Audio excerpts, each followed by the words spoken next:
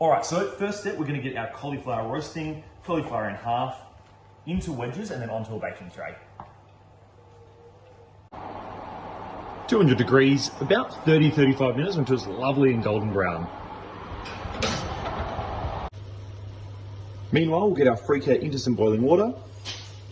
We're now going to make our black garlic yogurt sauce, and this is really delicious on roast chicken, on barbecued fish, on some grilled pork. You'd be in for a really good time. So I've got half a bunch of coriander into a food processor, some thick Greek yogurt, pinch of salt in there as well. I'm going to use a black garlic paste. It's already out of the clothes, already out of the skin, so nice and easy to use. A good heaped teaspoon of that, and then just a little half a teaspoon of Dijon mustard as well.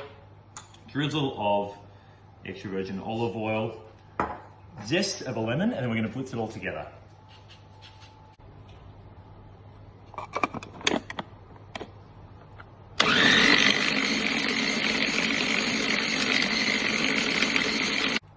We're now going to make the dressing for the tabbouleh itself. So we're going to use the leftover lemon juice from the one that we zested. We're going to go in with about 2 tablespoons of olive oil as well. And then just a little half teaspoon of black garlic powder. And I make all my salad dressings like this. In the bowl I'm going to serve the salad in, saves you an extra bowl, and it's going to bring heaps and heaps of flavour. Other than our freaker, we're going to add into our tabbouleh little baby cucumbers, red onion, currants, almonds, parsley, and the rest of the coriander.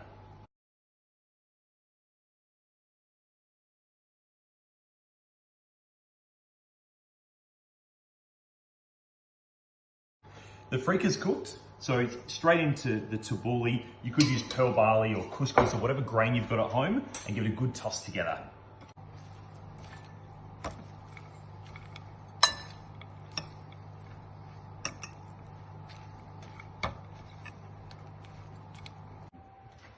Let's have a look at our cauliflower here. Oh, how good does that look? Time to plate up. I'm going to get that black garlic yogurt sauce onto the bottom of the dish so that every bit of the tabbouleh sucks it up, cauliflower on top. I cannot wait to get stuck in.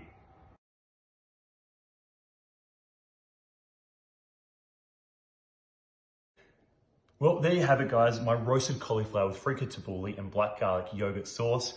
I know you're going to love this recipe. Please give it a go and let me know if you do. Send a photo my way. I know once you start using black garlic in your kitchen, you won't be able to stop.